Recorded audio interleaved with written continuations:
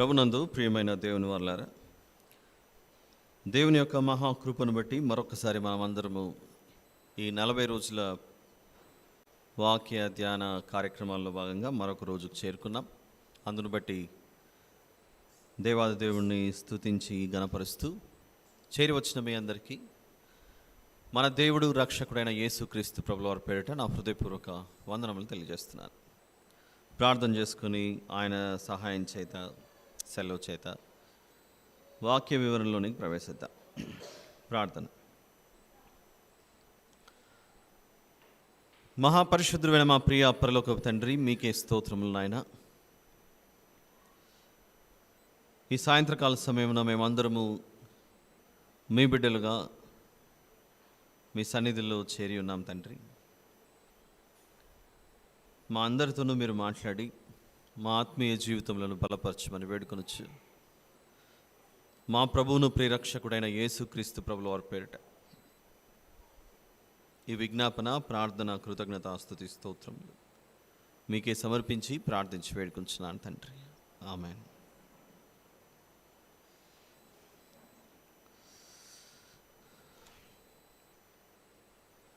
ఈరోజు మనము ఎంతో కాలంగా విన్నటువంటి, పలుమార్లు విన్న ఒక మాటనే మత్తయి సువార్త 5వ అధ్యాయము 13వ వచనాన్ని క్రైస్తవ జీవితంలో ఎన్నో మార్లు ఈ సందర్భాన్ని విని ఉండవచ్చు. ఏంటి సందర్భము? మత్తయి సువార్త 5వ అధ్యాయం 13వ వచనంలో, మీరు లోకమునకు ఉప్పు అయి ఉన్నారు. ఉప్పు నిస్సారమైతే అది దేని వలన సారము పొందును? అది బయట పారవేయబడి మనుషుల చేత త్రొక్కబడుటకే కానీ మరి దేనికిని పనికిరాదు. యేసు ప్రభు ఒక మాట చెప్పాడు అనంటే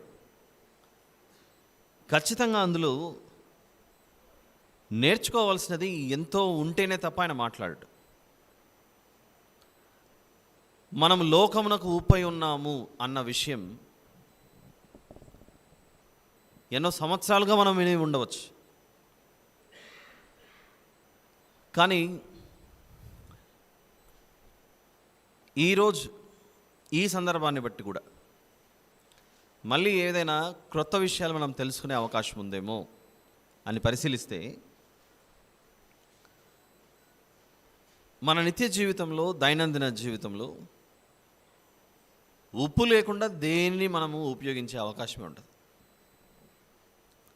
జీవితకాలం అంతా వెంటాడుతూనే ఉంటుంది. ఇది ఆకలి తీర్చుకోవడానికి భోజనానికి కూర్చుంటే అది ఇంట్లో కావచ్చు, చివరికి ఒక హోటల్కి ఎప్పుడైనా వెళ్ళి బంధువులతోనో, స్నేహితులతోనో, కుటుంబం అంతా కలిసి రోజు ఇంట్లో వద్దు ఒకరోజు హోటల్ తిందామని హోటల్కి పోయినా కూడా అన్నిటికంటే ముందుగా మనం కూర్చున్న హోటల్ బల్ల మీద ప్రత్యక్షమయ్యేదే ఈ చిన్ని ఉప్పు డబ్బా. ఒప్పుకుంటారా? ఏదైనా మర్చిపోతారేమో కానీ ఆ హోటల్ యాజమాన్యము 2 డబ్బాలు పెట్టింటాడు. ఒకటి మిరియాల పొడి, పెప్పర్, మరొకటి ఉప్పు, సాల్ట్ సెల్లర్. ఇంకొన్ని చోట్ల ఆ పెప్పర్ పౌడర్ కూడా లేకపోవచ్చు. అన్ని చోట్ల పెప్పర్ పెడతారని గ్యారెంటీ లేదు, కానీ ఖచ్చితంగా కనపడేదే ఆ ఉప్పే.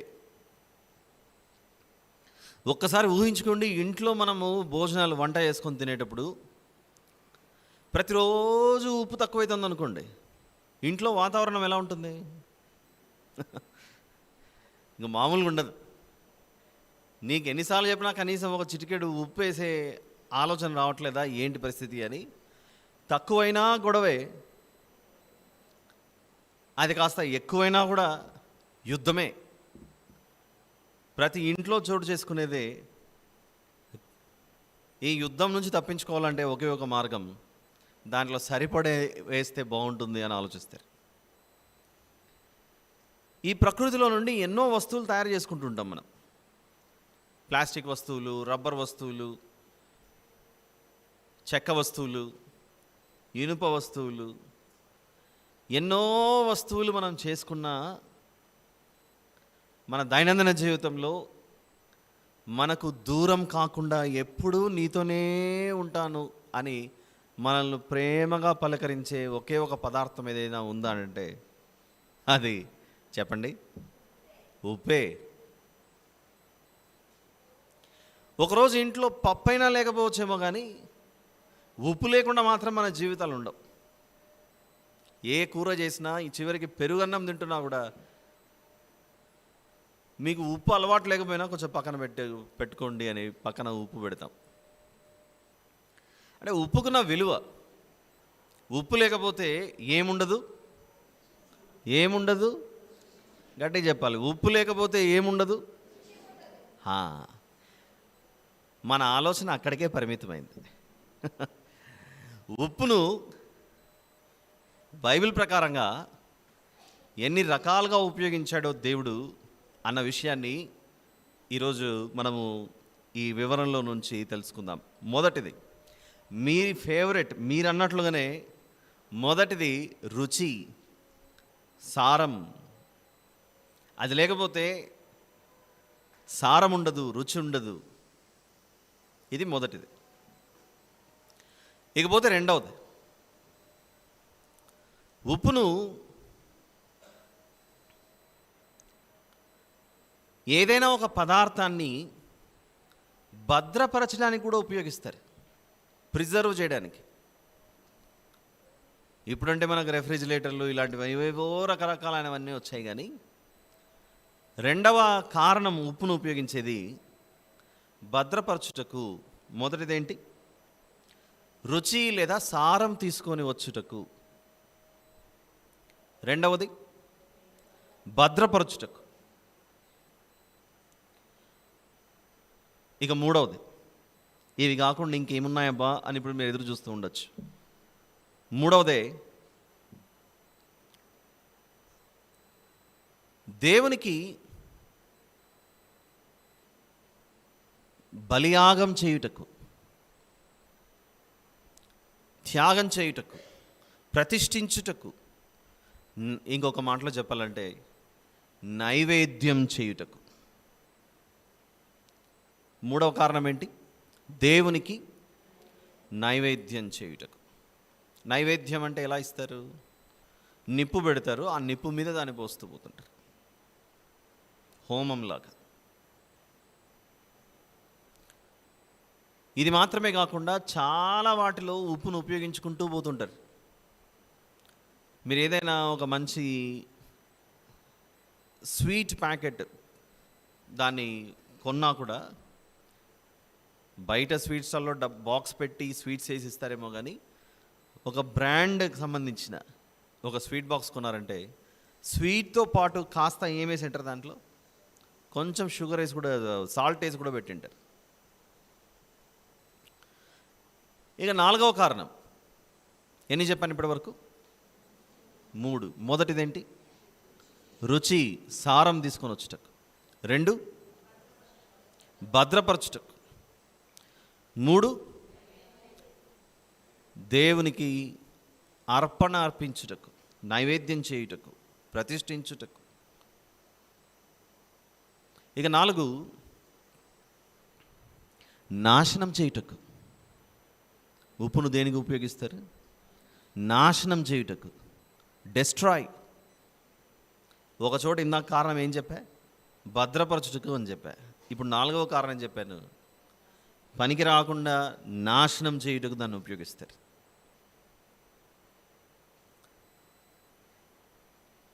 ఇకపోతే 5వది, 5వ కారణం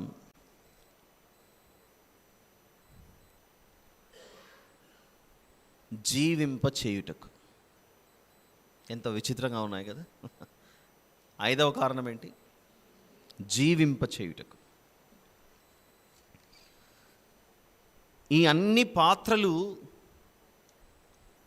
క్రైస్తవుడు కలిగి ఉండాలి.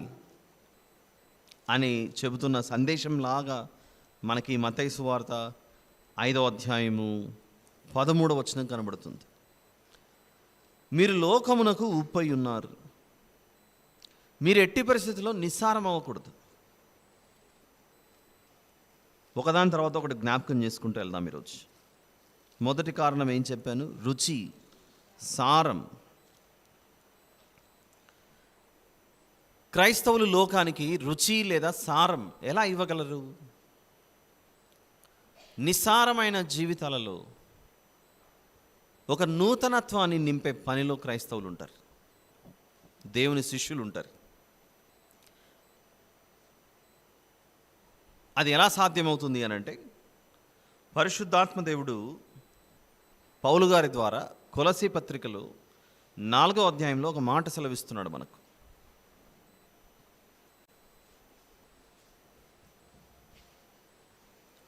మొదటి ఉపయోగం ఉప్పు వలన ఏముంటుందని చెప్పాను? రుచి లేదా సారం. ఈ అన్ని పాత్రలు క్రైస్తవులు ఖచ్చితంగా పోషిస్తూ పోతూ ఉండాలి. కొలసీ పత్రిక 4వ అధ్యాయము 6వ వచనాన్ని చూద్దాం. మనము లోకానికి రుచి లేదా సారం ఎలా తీసుకురాగలము అనేది చెబుతూ, ప్రతి మనుషునికి ఏలాగు ప్రత్యుత్తరం ఇయ్యవలెనో అది మీరు తెలుసుకొనుటకై మీ సంభాషణ ఉప్పు వేసినట్టు. ఏమి వేసినట్టు? మీ సంభాషణ, మీరు మాట్లాడుకునే విధానం, మీరు ఒకరితో సంభాషించి వారికి తెలియజేసే సమాచారం, ఒకరితో ఒకరు సంభాషించుకునేటప్పుడు, ఒకరితో ఒకరు ప్రత్యుత్తరం ఇచ్చుకునేటప్పుడు ఎలా ఉండాలి? ఉప్పు వేసినట్టు ఎల్లప్పుడూ రుచిగలదిగాను కృపాసహితముగాను ఉండనీయుడి. గ్రేస్ఫుల్గా ఉండాలట మన మాటలు, గ్రేస్ఫుల్గా, కృపాసహితముగా ఉండాలట.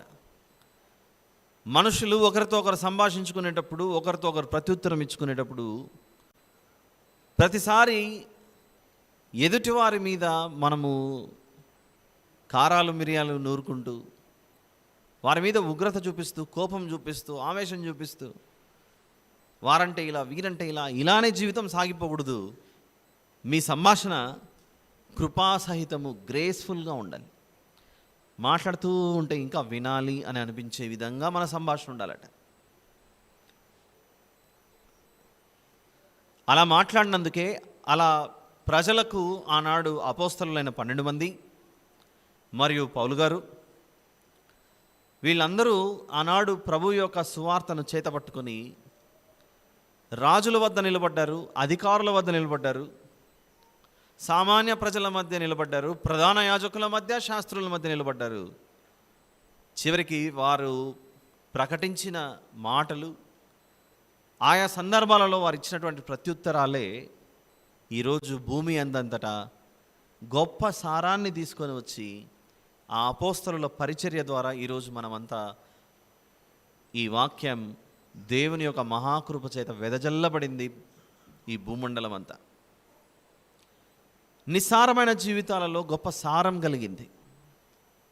ఈరోజు మనమంతా ఎలా ఈ సన్నిధికి, దేవుని సన్నిధిలోనికి ఎలా వచ్చాము అని అంటే, ఆనాటి అపోస్తలులు ప్రతి ఒక్కరికి ఏ విధంగా సంభాషించాలో, ఎలా సంభాషించాలో, ఎలా ప్రత్యుత్తరం ఇవ్వాలో, ఎలా సమాధానం చెప్పాలో దేవుని యొక్క తోడు, ఆయన యొక్క ఏర్పాటు చేత వారు మాట్లాడడం వలన ఈరోజు మన జీవితాలు అంత గొప్పగా ఆయనకు సమీపంగా మారాయి. అందుకే చూడండి, సమాజంలో మీరు ఎప్పుడైనా తిరుగుతూ ఉన్నప్పుడు ఒకరు మాట్లాడే తీరును బట్టి వీరు క్రైస్తవులై ఉంటారు అనే ఆలోచన మనకు కలుగుతూ ఉంటుంది. మీకు అలాంటి సందర్భాలు ఎదురయ్యాయో లేదో నాకు తెలియదు, కానీ ఒకరోజు ఆఫీస్ ముగించుకొని కుటుంబ ప్రార్థన కొరకు ఇదే హైదరాబాద్లో బేగంపేట నుంచి ఇటు హయత్ నగర్ వైపు ప్రయాణం చేస్తూ పోతున్నాను. నాతో పాటు ఇంకొక యవనస్తుడు కూడా కారులో ఉన్నాడు. ఆ రోజు సాయంత్రం అయిపోయింది, 6 గంటలకు ఆఫీస్ ముగించుకున్నాను. అక్కడేమో 7:30 8 చేరుకోవాలి. విధులను ముగించుకొని బయలుదేరి వెళ్తుండగా దారిలో సాయంత్రం అయింది కదా, మనిషి శరీరంలో ఉన్నాం కనుక ఏదో కొంచెం అరటగా కొరతగా అనిపిస్తే ఇక్కడ భోంచేస్తే ఇక్కడ మళ్ళీ తిని వెళ్తే అక్కడ మళ్ళీ తినడం కష్టమవుతుంది, ఏదైనా జ్యూస్ అన్నా తాగదామని ఒక చెరుకు రసం బండి దగ్గర ఆపాను నేను. ఆ చెరుకు రసం బండి దగ్గర షుగర్ కేన్ జ్యూస్ దగ్గర ఆపినప్పుడు ఆ బండి దగ్గర ఉన్న ఒక స్త్రీ, అంటే ఆ చెరుకు రసం బండిని రన్ చేస్తున్నటువంటి సిస్టర్ గారు, నేను డ్రైవింగ్ సీట్లో ఉన్నా, నా పక్కన కూర్చున్నాడు మరొక అబ్బాయి. ఆ గ్లాస్ అలా దింపి మాట్లాడబోతుండగానే వాళ్ళ బండి దగ్గర ఆపాం కనుక ఖచ్చితంగా నాన్న ఏం కావాలి అని అడిగింది ఆవిడ. నా పక్కన ఉన్న యవ్వనస్తుని చూసి నాన్న ఏం కావాలి అనింది. ఆ నాన్న ఏం కావాలి అన్న ఆ 2-3 పదాలతోనే నేను చెప్పాను పక్కనున్న వ్యక్తితో, ఈ యవనస్తునితో, ఈవిడ ఖచ్చితంగా క్రైస్తవురాలు అయి ఉండాలి అని అన్నాను. ఈవిడ అయి ఉంటే ఖచ్చితంగా క్రిస్టియన్ అయి ఉండాలి అన్నాను, క్రైస్తవురాలు అయి ఉండాలి అని. 2 గ్లాసులు షుగర్ కేన్ జ్యూస్ ఇవ్వండి అని ఈ అబ్బాయి చెప్పాడు. ఆవిడ తీసుకొని రాగానే ఈ అబ్బాయి నేను అడిగిన ప్రశ్న ఆ సిస్టర్ గారిని అడిగాడు. అవునండి మేము క్రైస్తవులం అనేది. ఎందుకు ఆ విధంగా నేను ఆవిడని చూస్తానే ఈవిడ క్రైస్తవురాలు అయి ఉండాలి అని ఎలా చెప్పగలిగాను అని అంటే, నాన్న ఏం కావాలి, అలాంటి ప్రేమ పలుకు నాన్న ఏం కావాలి అని ఒక తెలియని వ్యక్తిని అంత ప్రేమగా నాన్న ఏం కావాలి, ఇంట్లో తన కొడుకునో కూతురునో పిలుచుకునే అంత విధిగా మాట్లాడేవారు ఎవరు ఉండరు అక్కడ. నాకు పెద్ద కనపడలేదు నా జీవితంలో. ఇది జరిగి కూడా ఈ మధ్యలోనే 2-3 నెలల క్రితమే, మీ మధ్యలో వస్తున్న ప్రారంభమైన తర్వాతనే ఇది. అవునండి మేము క్రైస్తవులము. అక్కడ నుంచి ఆ తాగుతూ ఎంతసేపు తాగుతామో వచ్చిన షుగర్ కేన్ జ్యూస్, ఆ కొద్దిసేపట్లోనే ఆవిడ తన బాధను, కళ్ళలో నీళ్ళన్నీ గారిపోయాయి. అప్పుడే మీరు క్రైస్తవురాలండి, క్రైస్తవులు అనేసరికి అవు మేము క్రైస్తవులేం అంటుంది, కళ్ళ నిండా నీళ్ళు పెట్టేస్తుంది. షుగర్ కేన్ జ్యూస్ ఇచ్చి మేము డబ్బులు ఇస్తే ఏడవలసిన అవసరం ఏముంది. ఇంక అప్పటికప్పుడు ఆవిడ దుఃఖానికి కారణం ఏందో చెప్పింది అక్కడ. ఆవిడను కలవడానికే దేవుడు నన్ను ఎక్కడో ఒక చోట కుటుంబ ప్రార్థనకి వెళ్తున్నాను, కాటేజ్ మీటింగ్కి, అదే పనిగా అక్కడ బండి దగ్గర నడిపించాడేమో అని అనిపించింది అక్కడ. విషయం ఏంటంటే ఆవిడకు 3 కుమార్తెలు చెప్పింది. అప్పటికే ఆ కొంచెం పరిచయంలోనే చెప్పింది. ఆ ఒక్కసారి చూసే మళ్ళీ ఇంకా చూడలేదు. ప్రభు చిత్తం అయితే మళ్ళీ వెళ్ళి కలవడానికి ప్రయత్నిస్తాను. ఆ 3 కుమార్తెల్లో 3వ కుమార్తె 18 సంవత్సరాలకు వచ్చిందట. అంటే ఎంత పెద్ద కూతురులు ఉండొచ్చో ఆలోచించుకోండి. పని మీద వాళ్ళ సొంతూరుకి వెళ్ళినప్పుడు ఆ 3వ కుమార్తె మీద ఆ చుట్టుపక్కల ఉన్న పల్లెటూరులో కొందరు కలుసుకొని ఆ అమ్మాయిని చంపేశారు. ఆ చెరుకు రసం దగ్గర బండి పెట్టుకొని ఆ ఫోన్లో ఆ కుమార్తె యొక్క ఫోటో పెట్టుకొని ఆ చిన్ని కూతురు చనిపోయిందని బాధతో ఏడుస్తూ మేము వచ్చేసరికి కళ్ళు రుద్దుకొని మళ్ళీ వచ్చి ఇస్తోంది. అక్కడ ఆవిడ ఏడుస్తోందన్న విషయం కూడా మాకు తెలియదు. ఆ బండి దగ్గర ఆవిడని ఓదార్చి ఏం ఏడవకుండా మీరు దేవుడు ఉన్నాడు ధైర్యంగా ఉండండి అది ఏదైనా ఆవిడకు ఓదార్చి ఆ తర్వాత మళ్ళీ అట్లే వెళ్ళిపోయాం కుటుంబ ప్రార్థనకి. అంటే మేము చెరుకు రసం తాగడానికి ఆపడం జరిగిందా, దేవుడు ఆవిడతో మాట్లాడడానికి ఆపడానికి జరిగిందా అనేది నాకు అర్థం అవ్వలేదు అక్కడ. ఇవన్నీ ఆలోచిస్తే ఆ విధమైన ఆ సంభాషణ తెరవబడడానికి కారణం ఏంటి అని అంటే, ఆవిడ పలికిన ఒకే ఒక మాట ఎలా ఉంది, సారం ఉప్పు కలిపినట్టుగా ఉంది ఆవిడ భాష. ఆ సిస్టర్ గారి భాష, నాన్న ఏం కావాలి అని అడిగింది అంతే. నాన్న నీకు ఏం కావాలి అన్న ఒక్క మాటకు ఈవిడ క్రైస్తవురాలు ఉండాలి అన్నాను అంతే.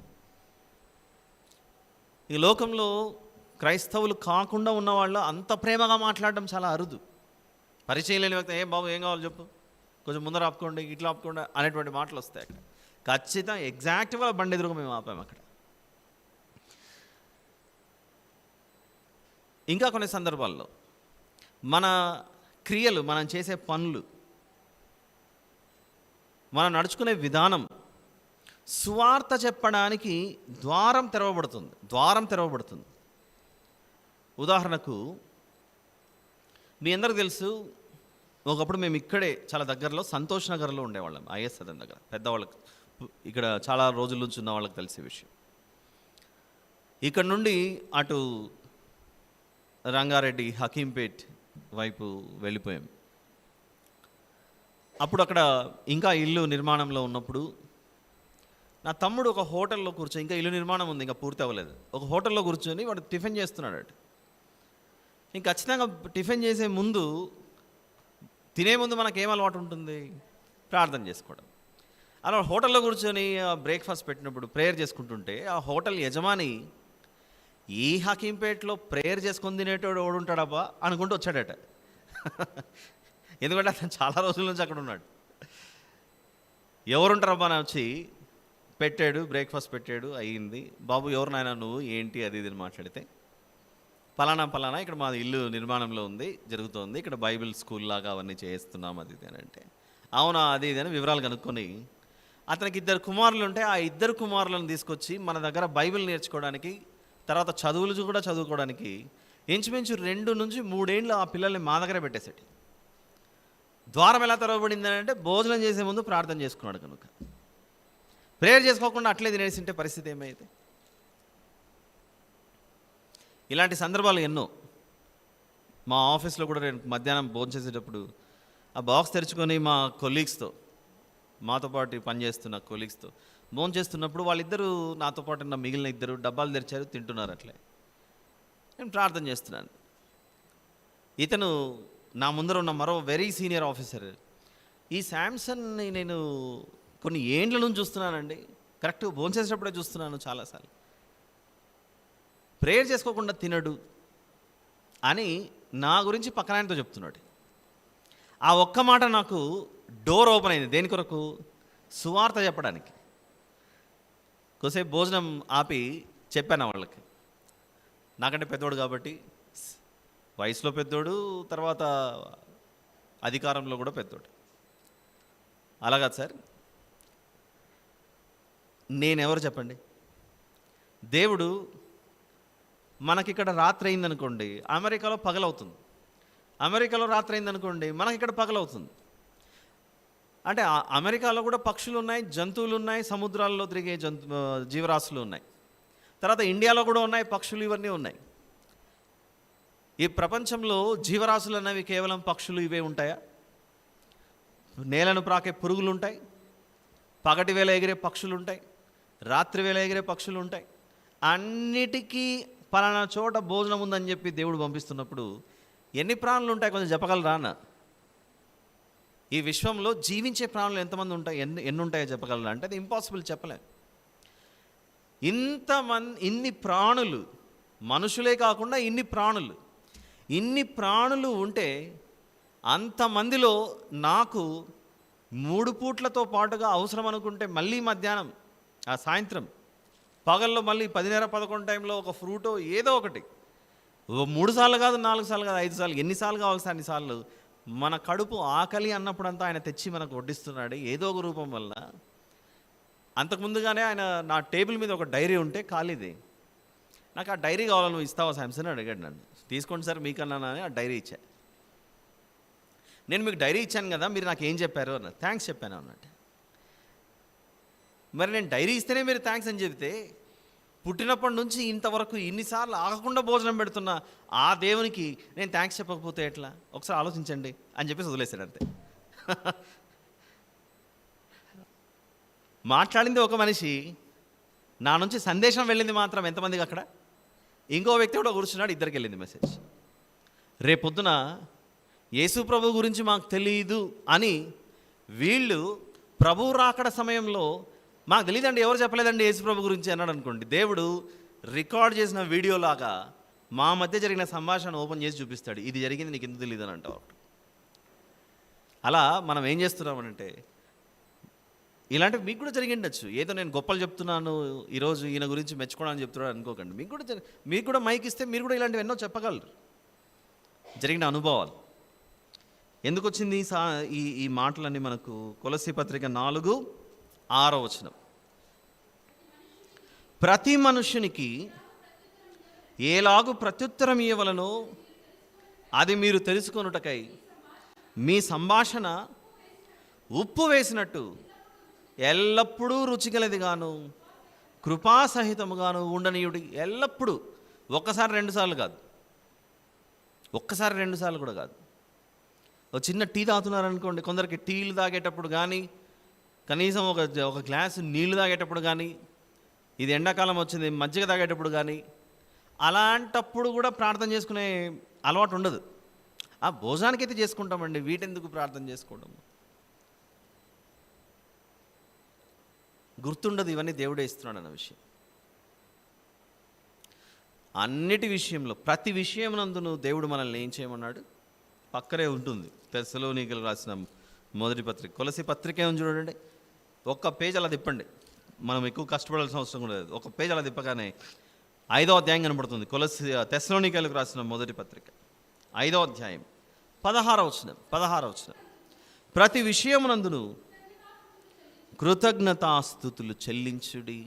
ప్రతి విషయమునందును కృతజ్ఞతాస్తుతులు చెల్లించుడి. అన్ని విషయాల్లో చెల్లించాలట, అన్ని విషయాలు. ఇలాంటిదే అంటే మళ్ళీ ఇదే చెప్తున్నాను అనుకోకండి. చాలా కాలం క్రితం ఒకరోజు నాకు తెలిసి రాపోల్కేమో వెళ్తున్నాను పరిగి సంఘానికి. అప్పుడు ఇంకా శంషాబాద్లో ఫ్లైఓవర్లు అవి ఇవి కడుతున్నారు.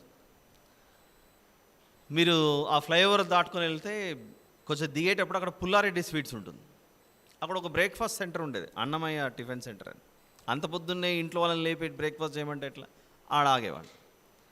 అక్కడ శంషాబాద్లో ఎయిర్పోర్ట్లో పనిచేసే అధికారులు, ఇంపోర్ట్స్ అండ్ ఎక్స్పోర్ట్స్ ఆఫీసర్స్, విదేశాల నుండి ఎవరైనా దొంగగా బంగారం కానీ ఇలాంటివి ఏమైనా తీసుకొని వచ్చేస్తే పట్టుకునే ఆఫీసర్లు ఉంటారు చూసారా, imports and exports, customs officers. ఆ కస్టమ్స్ ఆఫీసర్స్ కూడా అక్కడ బ్రేక్ఫాస్ట్ చేయడానికి ఆగారు. అయిపోయింది, నేను అక్కడ ఏదో లెమన్ టీనో ఏదో అవుతున్నాను, టీ తాగుతున్నాడు, ప్రేయర్ చేసుకుంటున్నాను. మళ్ళీ ఆయన చూశాడు అక్కడ. ఆ కస్టమ్స్ ఆఫీసర్ చూసి, ఎవరండి మీరు? పలానా, మీరు ప్రేయర్ చేసుకోవడం చూశాను, నిజానికి ఒక మాట చెప్పమంటారా అని ఆయన అంటున్నాడు నాతో. నిజానికి ఒక మాట చెప్పమంటారా అని ఆయన నాతో, చెప్పండి సార్ అన్నారు. మనం వేసుకునే షర్టు ప్యాంటు ఇంకా అన్నీ ఆయనవేనండి. ఆయనకు థ్యాంక్స్ చెప్పకపోతే ఎట్లా? ప్రతి విషయంలో చెప్పాలండి థ్యాంక్స్ అని చెప్పేసి వెళ్ళిపోతున్నాడు ఆయన, ఆ కస్టమ్స్ ఆఫీసర్. ఎక్కడ అడుగు పెట్టినా ఇలాంటివి జరగడం, ద్వారం తెరవబడడానికి గల కారణం దేవునితో మనకున్న సహవాసం, రిలేషన్షిప్. ఆ సహవాసాన్ని మనం ఎప్పుడు కూడా బ్రేక్ చేసుకోకూడదు, కట్ చేసుకోకూడదు. ఎందుకంటే మనుషులు యొక్క సత్క్రియలను చూసి పరలోకమందున్న దేవుణ్ణి ఈ సమాజం మహిమపరచాలట. చాలాసార్లు చూసాం ఇది, ఇంకోసారి చూద్దాం. మత్తయి సువార్త 5వ అధ్యాయం 16వ వచనం. మత్తయి సువార్త 5:16. మనుష్యులు మీ సత్క్రియలను చూచి పరలోకమందున్న మీ తండ్రిని మహిమపరచునట్లు వారి ఎదుట మీ వెలుగు ప్రకాశింపనీయుడి. మనుషులు మీ సత్క్రియలను చూచి పరలోకమందున్న మీ తండ్రిని మహిమపరచునట్లు వారి ఎదుట మీ వెలుగు ప్రకాశింపనీయుడి. ఎందుకు అలా మనం నడుచుకోవాలి అని అంటే యేసు ప్రభు నేర్పించిండేదే. ఒక 2-3 రోజుల క్రితం మనం విన్నాం ఒక వాక్యం. యేసు ప్రభు సముద్ర తీరమున కూర్చొని దగ్గరలో ఉన్న వాటిని మనుషులకు చూపిస్తూ ఒక వివరణ ఇచ్చేశాడు. పరలోక రాజ్యం అంటే ఏంటంటే అని ఒక జాలరి వల తీసుకొని చేపలు పట్టుకొని వచ్చి ఆ తర్వాత గంపల్లో వేసినట్లు పనికిరాని చేపలనేమో బయటపడవేసి పనికొచ్చే చేపలను గంపలో వేసాడనే విషయం మనం విన్నాంగా. అప్పటికప్పటికి ఆ ఉదాహరణ, ఆ ఎగ్జాంపుల్ ఎలా తీసుకున్నాడంటే వారి చుట్టుపక్కల జరిగే సందర్భాలు వారికి అర్థమయ్యే విధంగా వాటిని తీసుకొని ఆయన వారితో మాట్లాడుతూ వివరిస్తున్నట్లు కనబడుతోంది. ఇలాంటి ఎగ్జాంపుల్స్ తీసుకున్నాడంటే దేవునికి ఏం తెలుసు అంటే, మనం లోతైన విషయాలు చెప్పాడు అనుకోండి దేవుడు, మనం చూడనివి, ఎప్పుడూ చూడని వాటిని గురించి, మనం జీవితంలో ఎప్పుడూ చూడనివి వాటిని గురించి యేసు ప్రభు చెప్పుకుంటూ పోయాడు అనుకోండి, వాటిని అర్థం చేసుకోవడానికి మనకు సాధ్యమవుతుందా చెప్పండి? సాధ్యమవ్వదు. అదే మనకు కనపడే వాటిని, దగ్గరగా ఉన్న వాటిని చూపిస్తూ వచ్చాడు అనుకోండి, దేవుడు చెప్పే విషయాలను మనం అర్థం చేసుకోవడానికి, ప్రభువు చెప్పే విషయాలు అర్థం చేసుకోవడానికి మనకు ఈజీ అవుతుంది. అలా యేసు ప్రభు పాటించిన పద్ధతే మనం స్కూళ్ళల్లో పిల్లల్ని జాయిన్ చేసినప్పుడు కూడా వాళ్ళు అదే పద్ధతి పాటిస్తుంటారు. అక్షరాలు నేర్పించడానికి టెక్స్ట్ బుక్లో బొమ్మ చూపిస్తాడు. ఫస్ట్ యాపిల్ అన్న బొమ్మను చూపించి కింద యాపిల్ అని చెప్తాడు, ఏపీపీఎల్ఈ అని. ఆ అనే అక్షరంతో మొదలయ్యే పదం ఆ బిడ్డకు బాగా దగ్గరగా ఉండేది ఎవరు అంటే అమ్మ. కాబట్టి అమ్మ ఒడిలో పసిబిడ్డ అన్నది బొమ్మ చూపించి, మనం కూడా పుస్తకాలు చదువుకున్నప్పుడు అవే కనపడి ఉండొచ్చు. అమ్మ ఒడిలో ఒక పసిబిడ్డ ఉన్నట్లుగా నాన్న ఆ అంటే ఇది, మా అంటే ఇది, అమ్మ అని నేర్పించిన తర్వాత ఆ బిడ్డ ఇప్పుడు ఆ బొమ్మను చూస్తుంటాడు. ఎవరిని ఊహించుకుంటుంటాడు? ఇప్పుడు నేను ఈ స్కూలుకు రానన్నా నన్ను బలవంతంగా నన్ను వదిలేసి వెళ్ళిందే మా అమ్మ, మొన్నటి వరకు తన ఒడిలో పెట్టుకుంది, ఈరోజు నన్ను ఇక్కడ పడేసిపోయింది, ఇంటికి వెళ్ళిన తర్వాత అమ్మతో నా యుద్ధం చేసి తీరాల్సిందే అని ఆ పసిబిడ్డ అప్పుడు ఆలోచిస్తుంటాడు. అక్కడ ఈ విషయాలన్నీ వాని ఊహల్లోకి రావడానికి పాటించే పద్ధతులే బొమ్మ చూపించి కింద అమ్మని చూపిస్తాడు. ఎలాగైతే మనము ఈ విద్యాబోధన చేస్తామో యేసు ప్రభువు కూడా మనుషులమైన మన యొక్క మానసిక స్థితి మనం ఎంతవరకు అర్థం చేసుకోగలమో అలాంటి సందర్భాలే తీసుకొని ఆయన ఉపయోగించాడు. ఉప్పు అనే దాంతో పోల్చాడు. ఎందుకంటే ఉప్పు మనం ఎప్పుడూ ఉపయోగిస్తాం కనుక, అది ఎప్పుడు మన కళ్ళెదురు కనపడుతుంది కనుక, ఎక్కడికి పోయినా వదలకుండా మనతో ఉంటుంది కనుక. ఎలాగైతే ఉప్పు నిన్ను వెంబడిస్తుందో, ఇదిగో నీవు కూడా ఈ ప్రపంచంలో ఈ ఉప్పును చూస్తూ అది ఎంత సారంగా ఉంటుందో ఈ ప్రపంచాన్ని అంత రుచి కలిగించాలని చెప్తున్నాడు. మన సంభాషణ, మన ప్రత్యుత్తరాలు అలా ఉండాలని చెప్తున్నాడు. కొలస్సీ పత్రిక 4వ అధ్యాయంలో ఇందాక మనం చూసినటువంటి. ఎన్ని కారణాలు ఆలోచించాం మనము? 5లో 1 అయిపోయింది ఇంతవరకు. 2వ కారణం చెప్పండి, ఏం రాసుకున్నారు మీరు? భద్రపరచుట. ఈ భద్రపరచుట అన్నది మనం ఎలా అర్థం చేసుకోవాలి, మనం ఎలా అర్థం చేసుకోవచ్చు అని ఆలోచిస్తే, యోహాను సువార్త 1వ అధ్యాయం. మన సంభాషణే ఉప్పై ఉండాలి అని అంటే యోహాను సువార్త 1వ అధ్యాయం 1 వచనాలు ఒకసారి చదువుకుందాం. ఆదియందు వాక్యం ఉండెను, వాక్యము దేవుని యొద్ద ఉండెను, వాక్యము దేవుడై ఉండెను, ఆయన ఆదియందు దేవుని యొద్ద ఉండెను, సమస్తమును ఆయన మూలముగా కలిగెను అని. ఆదియందు వాక్యం ఉండెను, వాక్యమే ఆయన అని చెబుతున్నాడు. యేసు ప్రభు పునరుత్థానుడై తిరిగి లేచిన తర్వాత శిష్యులకు ఆజ్ఞాపించిన మాటనే మార్కు సువార్త 16:16లో మీరు సర్వలోకమునకు వెళ్ళి సర్వ సృష్టికి ఏం చేయమన్నాడు? సువార్త అంటే ఏమిటి? దేవుని యొక్క వాక్యం. ఆ దేవుని యొక్క వాక్యంలో ఏమని చెప్పాలి? యేసు ప్రభు నా కొరకు మరణించాడు, నీ కొరకు మరణించాడు, మన పాపముల నిమిత్తమై ఆయన సిలువ మీద మరణించి సమాధి చేయబడి తిరిగి లేచాడు. ఈ విషయాన్ని నువ్వు నమ్మి నీ పాత జీవితాన్ని విడిచిపెడితే, నీ ప్రాచీన స్వభావాన్ని విడిచిపెడితే నువ్వు రక్షింపబడతావు. నమ్మకపోతే శిక్షింపబడతావు. నమ్మి బాప్తిజం పొందినవాడు రక్షింపబడును, నమ్మని వానికి శిక్ష విధింపబడును. ఈ మాటలు శిష్యులు వెళ్ళి ప్రపంచమంతా ప్రకటించారు. ఆ ప్రపంచమంతా ప్రకటించేసరికి వారి మాటలను నమ్మిన వారు ఎవరిలోనికి వచ్చేశారు? యేసు ప్రభు యొక్క రాజ్యంలోనికి వచ్చారు. యేసు ప్రభు యొక్క రాజ్యంలోనికి వచ్చిన వారు ఎవరి భద్రత కిందికి వచ్చేస్తారు? యేసు ప్రభు యొక్క భద్రత కిందికి వచ్చేస్తారు. యూదా పత్రిక 1వ అధ్యాయం 1వ వచనం, ఒకే ఒక అధ్యాయం ఉంటుంది. యూదా గారు రాసిన పత్రిక 1వ అధ్యాయం 1వ వచనం. యేసుక్రీస్తు దాసుడును యాకోబు సహోదరుడునైన యూదా తండ్రి అయిన దేవుని యందు ప్రేమింపబడి యేసుక్రీస్తునందు భద్రము చేయబడి అనందు. చూడండి, యేసుక్రీస్తునందు భద్రము చేయబడి. ఈ సమస్త మానవాళి ప్రభువును తెలుసుకున్న ప్రతి ఒక్కరూ ప్రభువునందు ఎలా భద్రం చేయబడ్డారు?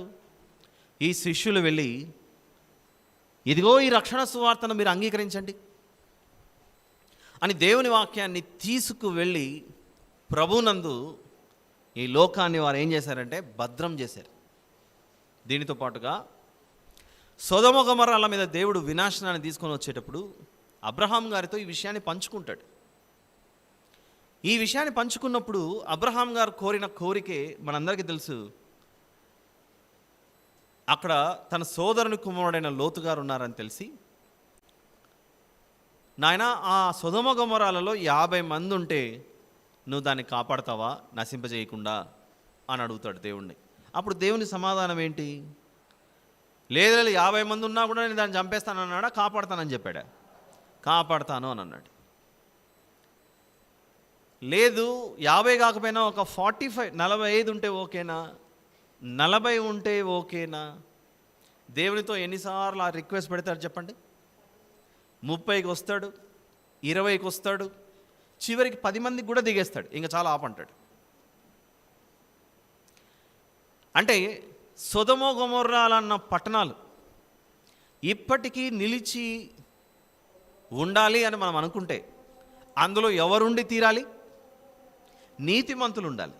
అదే నీతిమంతులు ఆ రోజు సొదొమ గొమొర్రాలో ఉండింటే ఆ పట్టణాలు ఈరోజు పాడైపోయేవా, ఇంకా నిలిచి ఉండేవా?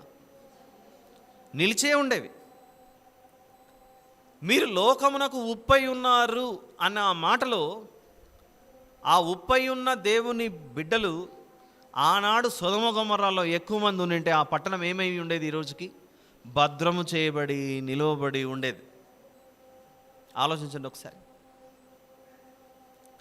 దేవుడు మనం ఇదే మందిరంలోనే 2 సంవత్సరాలు, ఒకసారి 40 రోజుల కార్యక్రమంలో ఇశ్రాయేలు రాజుల చరిత్ర విన్నాం, మరొక సంవత్సరం యూదా రాజుల చరిత్ర విన్నాం.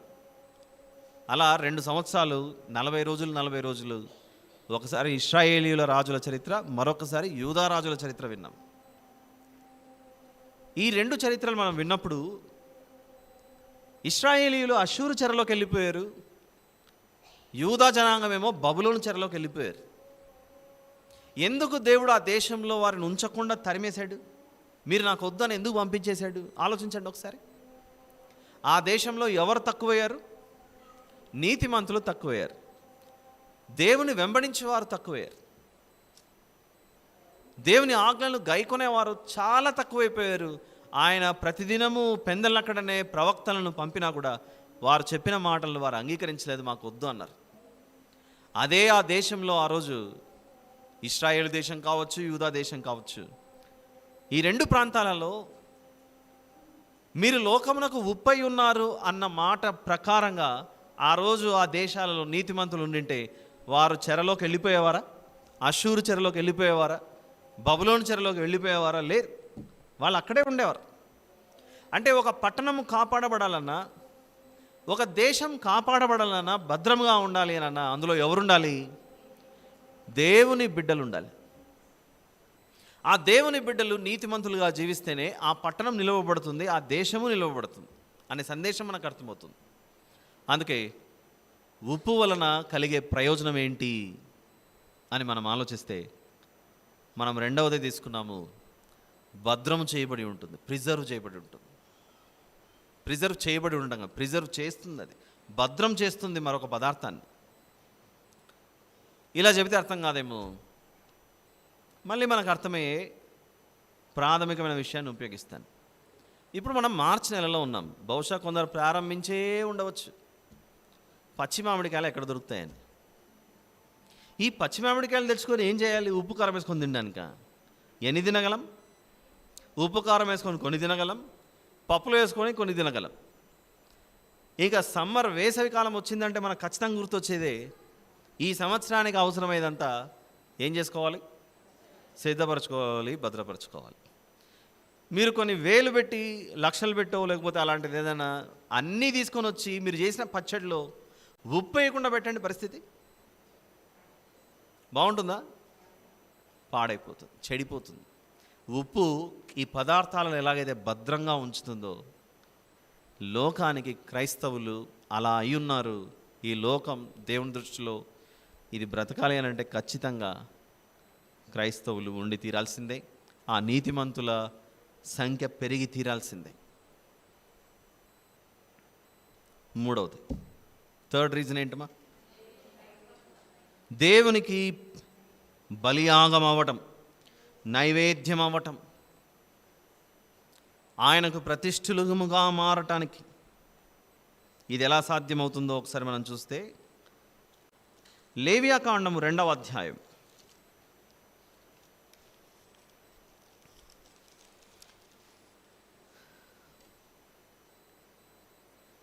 ఆ మధ్యకాలంలో వచనం చెప్పే ముందు ఒక చిన్న వివరణ ఇస్తాను, వినండి దయచేసి. ఆదివారము ప్రభు యొక్క బల్ల రొట్టె. ఈ రొట్టె చేసే విధానం మనం చాలా మందిరాలలో దాన్ని స్వీకరిస్తున్నప్పుడు కొంచెం స్వీట్గా తగులుతూ ఉంటుంది, పంచదార వేసినట్లు. చాలా కాలం క్రితం ఎవరో నన్ను అడిగారు, నాకు అంత ఎగ్జాక్ట్గా గుర్తు రావట్లేదు. షుగర్ వేయాలా, చక్కెర వేయాలా, పంచదార వేయాలా ప్రభువు రొట్టె చేసేటప్పుడు అని అడిగారు. పంచదార వేయకండి, ఉప్పు వేయండి అని చెప్పాను. మా ఇంట్లో కూడా ఒకప్పుడు మందిరానికి పంచదార వేసి చక్కగా ఇంత రొట్టె చేసుకొని పోతుంటే చెప్పాను, ఇంట్లో పంచదార వేయకూడదు, ఉప్పు వేసి చేయాలి. దానికి గల కారణాల్లో ఇప్పుడు మనం చదువుకోబోయే లేవియాకాండము 2వ అధ్యాయం. లేవియాకాండము 2వ అధ్యాయం. ప్రభు యొక్క ఆ బల్లలో మనం స్వీకరించే ఆ రొట్టె ఏదైతే ఉందో అది దేనిని సూచిస్తుంది? యేసు ప్రభు యొక్క దేహం, శరీరం, శిలువ మీద మన కొరకు బలి అయిన దేవుని యొక్క దేహం అది. లేవియాకాండము 2వ అధ్యాయము ఎక్కువగా ఉంది, నేను చదువుతున్నాను, దయచేసి చూడండి. 12 నుంచి 16 వచనం వరకు, 12 నుంచి 16 వరకు. ప్రథమ ఫలముగా యెహోవాకు వాటిని అర్పింపవచ్చును, కానీ బలిపీఠము మీద ఇంపైన సువాసనగా వాటిని అర్పింపవలదు. నీవు అర్పించు ప్రతి నైవేద్యమునకు ఏమి చేర్చాలి?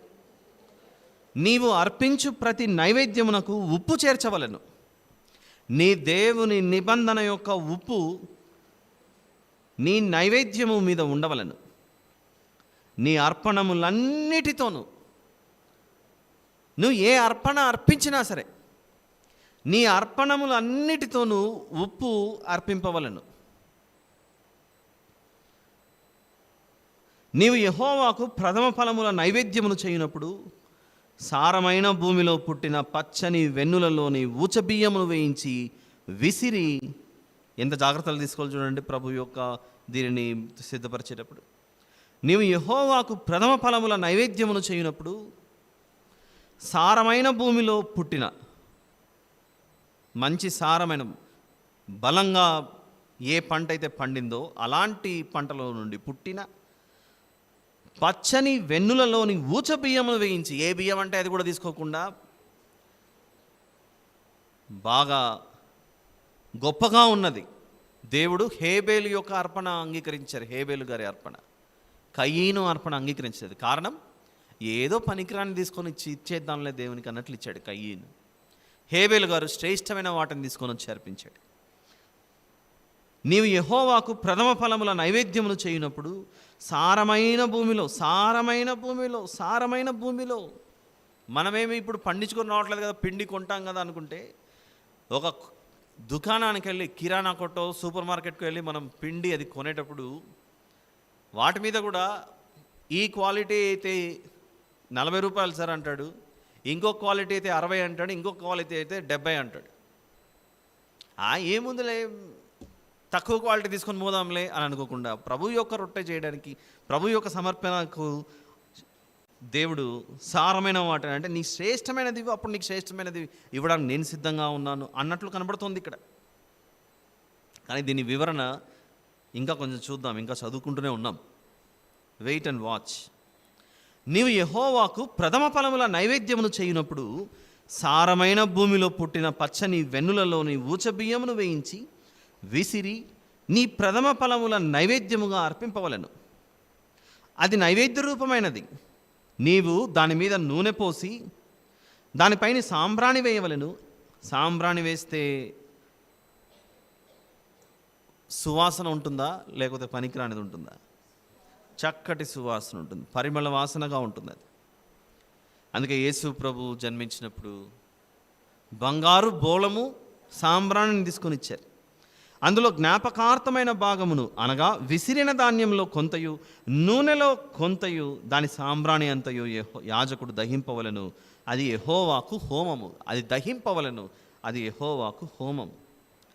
ఇలా నైవేద్యం అర్పించేటప్పుడు ఆ నైవేద్యంలో ఉప్పు చేర్చబడి ఉండాలట. ఈ నైవేద్యంలో ఈ ఉప్పు చేర్చబడిన నైవేద్యాన్ని హోమముగా ఇవ్వాలట. హోమం అంటే ఎట్లా వేస్తారు? పొగబెట్టింటారు, దాని మీద వేస్తారు, అందులో నుంచి ధూపంలాగా వస్తూ ఉంటుంది, ఒక బలిపీఠంలాగా అలా వస్తుంటుంది. ఇది ఓల్డ్ టెస్ట్మెంట్, ఇది పాత నిబంధన. ఇవన్నీ మనకు దేని కొరకు రాయబడ్డాయి? బోధ కలుగుటకు, బుద్ధి కలుగుటకు. ఇది మనకు అర్థమైతే పరిమళ వాసనగా ఉండుటకు లేవియాకాండం 2వ అధ్యాయంలో ఎలాగైతే కనపడిందో, ఈ భూమి అను ఈ గొప్ప బలిపీఠం మీద యేసు ప్రభు ఎక్కడ బలయ్యాడు? ఈ భూమి మీద కల్వరి కొండలో సిలువ నిలబెడితే ఆ సిలువ మీద ఆయన వేలాడదీయబడ్డాడు. వధింపబడిన గొర్రెపిల్లగా ఆయన మన కొరకు బలి అయ్యాడు. ఆ బలి అయిన ఆ సందర్భాన్ని క్రొత్త నిబంధనలో ఎలా వివరిస్తున్నాడో ఒకసారి మనం గమనించాలి. సిలువ బలియాగం, యేసు ప్రభు యొక్క సిలువ బలియాగాన్ని ఎఫెసీ పత్రిక 5వ అధ్యాయంలో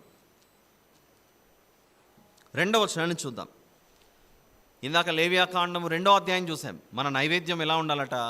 ఉప్పు కలిసినదిగా ఉంటూ హోమముగా అర్పించబడాలట. మంచి సువాసన, పరిమళ వాసనగా ఉండాలని. దాని యొక్క నిజస్వరూపం సమస్తము వచనం చెప్పానా మీకు? చెప్పాను. చదవండి 5వ అధ్యాయం 2వ వచనం. క్రీస్తు మిమ్మును ప్రేమించి ఏ వాసనగా? పరిమళ వాసనగా ఉండుటకు మన కొరకు తన్ను తాను దేవునికి అర్పణముగాను బలిగాను దేవునికి ఏ విధంగా అప్పగించుకున్నాడట? అర్పణముగాను బలిగాను అప్పగించుకున్నాడట. ఆయన చేసిన అర్పణ బలియాగం సిలువ మీద దేవుని దృష్టిలో అది ఎలా ఉందట? 2వ వచనంలో చెబుతూ పరిమళ వాసనగా ఉందట. అంటే లేవియాకాండం 2వ అధ్యాయంలో కనపడుతున్న ఆ నైవేద్యం యొక్క నిజస్వరూపం ఎఫెసీ పత్రిక 5వ అధ్యాయానికి వచ్చిన తర్వాత దాని నిజస్వరూపం ఎవరిలో కనపడుతుంది? యేసు ప్రభువులో. ఇందాక మనం లేవియాకాండం చదివినప్పుడు మనకు కూడా ఆలోచన వచ్చిండొచ్చు, మనమేమి ధూపం వేయంగా, మనమేమి హోమం వేయంగా, పిండి తీసుకొని వచ్చి సాంబ్రాణి కలిపి అందులో ఉప్పు కలిపి పొగబెట్టి పొగ వేయంగా. మీరు గమనిస్తే ఇదే మందిరంలో మన తెలుగు సర్వీస్ ఉదయం అయిపోయిన తర్వాత సాయంత్రము ఒక సర్వీస్ నడిచేది. అప్పుడప్పుడు నేను వచ్చినప్పుడు చూశాను, ఇక్కడ వాళ్ళు బెల్లు పట్టుకొని ఏదో ఇలా పట్టుకొని దాని మీద పొగబెట్టి అదంతా చేస్తూ పోతుంటారు. ఎవరు వాళ్ళు? జాకోబైట్సా? ఆర్థడాక్స్ వాళ్ళు ఏదో అనుకుంటా. ఏంటి? ఆర్థడాక్స్ వాళ్ళు. ఆర్థడాక్స్. మీరు చూసారో లేదో, నేనైతే చూశాను. వాళ్ళు ఇలా పట్టుకొని బెల్లు కొడుతూ ఇదే మందిరంలోనే అక్కడ తగిలిచ్చింటారు. అక్కడ పైన అవి ఉన్నాయి కదా, తగిలిచ్చి అక్కడ వేస్తూ ఒక పొగ లాంటి ధూపం పెట్టి వేస్తూ ఉంటారు. ఎవరిని ఇది రైట్ అది రాంగ్ అని నేను ఇప్పుడు చెప్పడానికి ఇది వేదిక కాదు. కానీ ఇందాక మనం లేవియాకాండం 2వ అధ్యాయం చూసాం కదా, ఈ నైవేద్యంలో పొగబెట్టి అది చేసి ఇవన్నీ ఎలాగైతే చేశారో దేవుడు 2 నిబంధనలు ఇచ్చాడు. పాత నిబంధనలో ఉన్న దాని యొక్క నిజస్వరూపం మనకు క్రొత్త నిబంధనలో కనపడుతుంది. అదంతా ఒక ఛాయ, అదంతా ఒక నీడ లాంటిది. అది ఛాయ, నీడ, నిజస్వరూపము యేసు ప్రభువులో ఉందన్న మాటలు కూడా మనం చూద్దాం ఒకసారి బైబిల్లో నుండి. ఇవి చూడలేదనుకోండి, మీరు కూడా మేము కూడా రేపటి నుంచి బొగ్గు, నిప్పు, సాంబ్రాణి అన్ని పట్టుకొని వచ్చి అందరం వేడేస్తే ఎవరు లోపల కూర్చోలేము మనం. ఇంకా అంతా ఈ పొగకు అందరూ పోవాల్సిందే బయటికి. అందుకు అదొక ఛాయ. హెబ్రీ పత్రిక 10వ అధ్యాయం 1వ వచనం చూద్దాం. హెబ్రీ పత్రిక 10వ అధ్యాయం 1వ వచనము.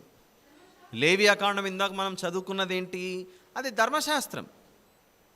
యేసు ప్రభువును పరిచయం చేయడానికి, ఈ లోకానికి యేసు ప్రభు యొక్క నిజస్వరూపాన్ని తీసుకురావడానికి అవన్నీ ఒక ఛాయలాగా ఉన్నాయి. దాని గురించి చెబుతూ ధర్మశాస్త్రము రాబోవుచున్న మేలుల ఛాయ గలదియే కానీ ఆ వస్తువుల నిజస్వరూపము గలది కాదు. చాలా సిస్టర్, ఎంత చక్కగా ఉంది చూడండి. ఇప్పుడు మనం సాయంత్రమో లేదా మధ్యాహ్నమో రోడ్డు మీద నడుచుకుంటూ వెళ్తున్నాం. మన దేహం యొక్క నీడ రోడ్డు మీద పడుతూ ఉంటుంది. నీడ రోడ్డు మీద పడితే మనము నిజమవుతామా, నీడ నిజమవుతుందా? ఎవరైనా మనతో సంభాషించాలనుకోండి, వెళ్ళి నీడ నువ్వు చాలా బాగున్నావు, నాతో వస్తావా అని నీడతో మాట్లాడతారా? మాట్లాడరుగా. ఎవరితో మాట్లాడతారు? మనతో మాట్లాడతారు. అలానే లేవియాకాండంలోనూ పాత నిబంధనలో చదువుకున్న ఈ సందర్భాలన్నీ దేనితో పోలుస్తున్నాడు దేవుడు? ధర్మశాస్త్రము రాబోచున్న మేలుల ఛాయనే కానీ అది నిజస్వరూపం కాదు. మరి నిజస్వరూపం ఎక్కడుంది? అది కూడా తెలియాలి మనకు. నిజస్వరూపం ఎక్కడుందో కొలసీ పత్రిక 2వ అధ్యాయం. నిజస్వరూపం, రియాలిటీ, ట్రూత్, నిజస్వరూపం ఎక్కడుంది అని అంటే 17వ వచనం. కొలసీ పత్రిక 2:17, చాప్టర్ నెంబర్ 2 వర్స్ నెంబర్ 17. ఇవి రాబో వాటి ఛాయయే కానీ నిజస్వరూపము క్రీస్తులో ఉన్నది. నిజస్వరూపము క్రీస్తులో ఉన్నది. నిజస్వరూపం క్రీస్తులో ఉన్నది, రాబో వాటి ఛాయనే. ఎలాగైతే యేసు ప్రభు ఈ భూమి అని బలిపీఠం మీద ఎఫెసీ పత్రిక 5వ అధ్యాయం 2వ వచనం ప్రకారంగా ఆయన మనల్ని ప్రేమించి పరిమళ వాసనగా ఉండుటకు నైవేద్యముగా మారాడు, ఈ భూమి మీద క్రైస్తవులు సంచరించుచుండగా, ఇది వినాలి, మర్చిపోకూడదు. ఎందుకంటే మనము ఎన్ని రాసుకున్నాం ఇప్పటి వరకు? 5 రాసుకున్నాం. 5 అమ్మా? 5లో ఎన్ని అయిపోయాయి? మనం ఈరోజు 4లో ఉన్నామా? ఇప్పుడు 3లో ఉన్నామా, 4లో ఉన్నామా? 3వ చెప్తున్నాను, రైట్. 3వది ఏంటంటే సాక్రిఫైస్ అవ్వటం, త్యాగం అవ్వటం, బలియాగం అవ్వటం. క్రైస్తవుని జీవితం ఎప్పుడు పూలబాట కాదు. ఇది ఒక ముళ్ళబాట అని చెప్పడానికే యేసు ప్రభు ముళ్ళ కిరీటం పెట్టుకొని మన కొరకు శిలువ మీద బలయ్యాడు. ఇది ఒక ముళ్ళబాట అని చెప్పడానికే ఇదిగో స్టెఫెన్ గారు రాళ్లతో కొట్టబడ్డారు, దానికంటే ముందు యేసు ప్రభు ముళ్ళ కిరీటం ధరించాడు. ఒక బలిపీఠం మీద ఒకటి కాల్చబడుతుందనంటే అది సుఖంగా ఉన్నట్లా లేకపోతే బాధ అనుభవిస్తున్నట్లా? బాగా సుఖంగా ఉంటుందండి, ఎందుకంటే మాకు స్టవ్ మీద పెనం పెట్టి అట్లేసుకుంటాం, తింటాం, చాలా రుచిగా ఉంటాయి. ఇడ్లీలు చేసుకుంటాం, చాలా రుచిగా ఉంటాయి. అదిగా జీవితం ఇది. కొద్దిసేపు ఆ స్టవ్ మీద ఇడ్లీలు దోశలు తీసి మన చెయ్యి పెట్టండి, చాలా చల్లగా ఉంది, ఈ ఫ్రిడ్జ్లో పెట్టినట్లు అన్నట్టు ఉంటుంది ఆ పరిస్థితి. నిప్పుల మీద పెడితే కాలిపోవటమే. ఇది మనకు ఎలాగైతే అర్థమవుతుందో, యేసు ప్రభుని నమ్ముకున్నందుకు, ఆయనను వెంబడిస్తున్నందుకు ఖచ్చితంగా శ్రమ అనుభవించి తీరాల్సిందే. ఆ శ్రమలు అనుభవించినప్పుడు నాకేదో వింత జరుగుతుంది అని ఎవరు భావించకూడదు. ఒకప్పుడు పదార్థాలు దేవుని కొరకు హోమంగా మారాయి, పరిమళ వాసన ఇచ్చాయి. క్రొత్త నిబంధనకు వచ్చిన తర్వాత ఒక రొట్టె పట్టుకొని ఇది నా శరీరం అన్నాడు యేసు ప్రభు. ఆ శరీరం ఏమైంది అని అంటే ఎఫెసీ పత్రిక 5:2లో పరిమళ వాసనగా ఉండుటకు మన కొరకు బలైందంట, బలిగాను అర్పణముగాను మారాడట యేసు ప్రభు. ఎలాగైతే నేను మారానో, మీ కొరకు బలయ్యానో, మరి మీ పాత్ర ఏంటి అని చెబుతూ రోమాపత్రిక 12వ అధ్యాయము 1వ వచనము. కాబట్టి సహోదరులారా, పరిశుద్ధమును దేవునికి అనుకూలమునైన సజీవ యాగముగా మీ శరీరములను ఆయనకు సమర్పించుకొనుడని దేవుని వాత్సల్యమును బట్టి మిమ్మల్ని బతిమాలుకొనుచున్నాను. ఇట్టి సేవ మీకు యుక్తమైనది. ఇటు సేవ మీకు యుక్తమైనది. ఏం చెప్తున్నాడు దేవుడు? ఇదిగో మీరు లోకమునకు ఏమై ఉన్నారు? ఉప్పై ఉన్నారు. సారము లేని ఉప్పు దేవునికి పరిమళ వాసన ఇవ్వగలదా? అందుకే ఉప్పు నిస్సారం అవ్వకూడదని చెప్తున్నాడు. ఆ వాక్యాన్ని మనం పట్టుకొని ఈ భూమి మీద జీవిస్తుండగా, ఈ భూమి అని బలిపీఠం మీద ఆనాడు యేసు ప్రభుని ఎలాగైతే హింసించి సిలువకేసి కొట్టి చంపేశారో, ఆయన నామమును ధరించిన వారు కూడా ఈ భూమి మీద అలాంటి బ్రతకవలసిన పరిస్థితి వస్తుంది. చిన్నపిల్లలకు, యవనస్తులకు గుర్తుండకపోవచ్చేమో కానీ పెద్దలకు ఖచ్చితంగా గుర్తుండదు ఇప్పుడు నేను చెప్పేది. ఆస్ట్రేలియా నుండి ఒరిస్సాకు వచ్చిన ఆస్ట్రేలియన్ దంపతులు తమ కుమారులు ఇద్దరు, కుమార్తెతో ఒక్కరు, గ్రహం స్టెయిన్స్ అనేటువంటి వారు. ఇది 1994లోనో 96లోనో జరిగింది ఉదంతం. ఇది పెద్దవాళ్ళకు ఖచ్చితంగా గుర్తుండాలి. ఒరిస్సా రాష్ట్రంలో దేవుని యొక్క పరిచర్య చేయడానికి ఆస్ట్రేలియా నుండి గ్రాహం స్టెయిన్స్ అనేటువంటి దంపతులు ఇద్దరు కుమారులతో కుమార్తెతో ఈ మన భారతదేశపు గడ్డ మీద అడుగుపెట్టినప్పుడు ఒక జీప్లో ఇద్దరు కుమారులు, ఈ సేవకుడు, తల్లి కూతురేమో ఇంట్లో ఉన్నారు. తండ్రి ఇద్దరు కుమారులు ఒక జీప్లో బయటికి వెళ్ళి వస్తూ ఉంటే వీరు యేసు ప్రభువును ప్రకటిస్తున్న వాళ్ళని పగబట్టి ద్వేషం పెంచుకొని వారు కూర్చున్న జీప్లో వాళ్ళు అలానే బంధించి ఆ జీప్ని తగలబెట్టి ఆహుతైపోయారు. ఆస్ట్రేలియా నుంచి వచ్చినటువంటి సేవకులు, మిషనరీ. నేను చెప్పింది కరెక్టా కాదో మీరు ఇంటికి వెళ్ళి చెక్ చేసుకోండి. గ్రాహం స్టెయిన్స్ గారు. ఏమైంది వారి జీవితం అని అంటే, దేవుని పరిచర్యలో వీరు నైవేద్యం అయిపోయారు, పరిమళ వాసనగా మారిపోయారు. ఎఫెసీ 5:2 ఏం విన్నాం ఇప్పుడు ఇందాక? క్రీస్తు మీ కొరకు ఏమయ్యాడట? పరిమళ వాసనగా తనను తాను అర్పణముగాను బలిగాను చేసుకున్నాడట. దాన్ని చదువుకొని మనం 12వ అధ్యాయానికి వస్తే రోమాపత్రికలో సజీవ యాగముగా మిమ్మల్ని మీరు ప్రభువుకు సమర్పించుకోండి. సజీవ యాగముగా. అదే చెప్తున్నాడు, త్యాగం అవ్వుటకు, నైవేద్యం అవ్వుటకు ఉప్పును లేవ్యాకాండంలో ఉపయోగించినది దాని నిజస్వరూపం యేసు ప్రభులో కనబడితే మేము కూడా ప్రభువు కల నైవేద్యం అయిపోవాలని నిర్ణయం తీసుకున్నారు ఆనాటి భక్తులు. అందులో స్టెఫెన్ గారు అలా త్యాగం అయిపోయారు. యాకోబు గారు ఖడ్గంతో చంపబడ్డారు. బాప్తిసం ఇచ్చి యోహాను గారిని అన్యాయంగా ఒక యవనస్తురాలు కోరుకొని తలగొట్టించింది. తల్లి మాటను విని బాప్తిసం ఇచ్చి యోహాను గారు ఎలా చనిపోయారు?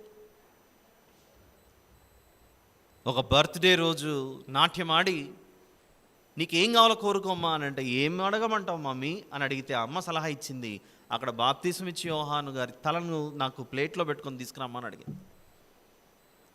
మాట కాదనలేక ఆనాడు హేరోదు రాజు బాప్తిసం ఇచ్చి యోహాను గారిని తలగొట్టించాడు, తీసుకెళ్ళిపోయింది. త్యాగం అయిపోయారు సేవకులు. ఎన్నో అవమానాలు. వదకు తేబడిన గొర్రెపిల్ల వలె యేసు ప్రభు ఉన్నట్లుగా దేవుని పక్షాన నిలబడినటువంటి సేవకులు నిరంతరము ఏదో ఒక మాట, ఏదో ఒక అవమానము, ఏదో ఒక అన్యాయంగా నిందలు భరించటం. మౌనముగా యేసు ప్రభు ఎలాగైతే ఆయన హింసించబడుతున్నా ఎలాగైతే ఉన్నాడో అలాంటి మౌనం పాటిస్తే వారు వెళ్ళి ఎవరి చేతిలో పడతారంటే జీవము గల దేవుని చేతిలో పడతారట. ఆ జీవము గల దేవుని చేతిలో పడుట మహాభయంకరం. అవమానాలు, నిందలు, హింసలు, హేళనలు. ఎదురుగా కనబడుతున్నప్పుడు నవ్వుతూ వందనాలు చెప్పడం, పక్కకు వెళ్ళిపోయిన తర్వాత అదే సేవకుని గురించే చాలా అవమానకరంగా మాట్లాడటం. ఆ తర్వాత ఏదో ఒక గాలి వార్త ద్వారా సేవకుని చెవిలో పడినప్పుడు ఈ చేసేది ఏమీ లేక ప్రభువా వీళ్ళు ఇలా అనుకుంటున్నారు అని దేవుడికి చెప్పడం తప్ప, దేవుడు అలాంటి సేవకుల పక్షాన నిలబడినందుకే ఇదిగో ఎవరైనా నిన్ను ఇబ్బంది పెడితే నీ కాళ్ళ చెప్పులకు, నీ కాళ్ళ ధూళి ఆడ దులిపేసిరా, ఆ ధూళి సాక్ష్యంగా ఉంటుందని చెప్తాడు. ప్రేమ కలిగిన వారు ఆ ధూళి దులుపక అట్లే వెళ్ళిపోతుంటారు. ఆ ధూళి సాక్ష్యం చెప్తుందట, పలానా వ్యక్తి ఈ సేవకుని ఇలా అన్నాడన్న విషయం ధూళి చెబుతుందట. దుష్టుని తల మీదికి సిద్ధపరిచిన ధూళి దేవుడు. సమయం అయిపోయిందిగా, ఇంకా ఎన్ని ఉన్నాయమ్మా మనకు? ఇక 2 ఉన్నాయి కనుక ఈ రెండింటిని మనం ప్రభు చిత్తమైతే రేపు చూద్దాం. టైం అయిపోయింది కాబట్టి ప్రార్థన చేసుకుందాం. ప్రేమగల తండ్రి, కృపగలిగిన మా దేవ, పరిశుద్ధుడైన మా తండ్రి, మీకే స్తోత్రములు నాయన. ఈరోజు మీరు మాకు వినిపించిన వాక్యాన్ని బట్టి మిమ్మల్ని మహిమపరుస్తున్నాం. ఉప్పు యొక్క విలువేంటో వాక్యానుసారంగా ఆలోచిస్తుంటే మాకు కనువిప్పు కలుగు విధంగా మీ సందేశాన్ని మాకు దయచేస్తున్నారు తండ్రి. మేము ఎన్నో విషయాలు నేర్చుకున్నటకు మాకు నేర్పించమని, భయము భక్తితో జీవించుటకు గొప్ప సాధనముగా మీ వాక్యం ఉండులాగున సహాయం చేయమని వేడుకొనొచ్చు.